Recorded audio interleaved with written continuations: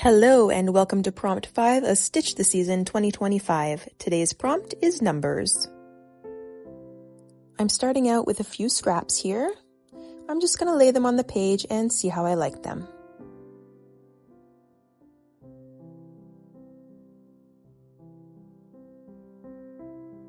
I decided to use the number 24 because December 24th is when my family celebrates Christmas. I've traced December 24th onto some iron-on adhesive, and I traced it in reverse because when I cut these out, I do obviously want it to be the right way.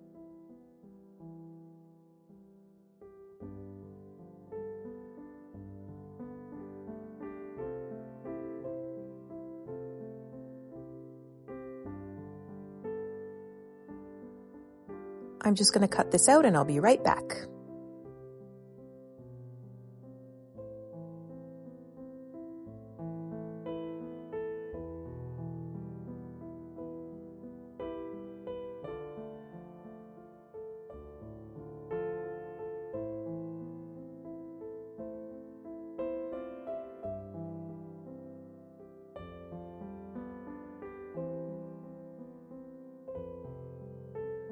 December 24th has now been ironed on, and I'm just going to go in and stitch them on with some black embroidery floss.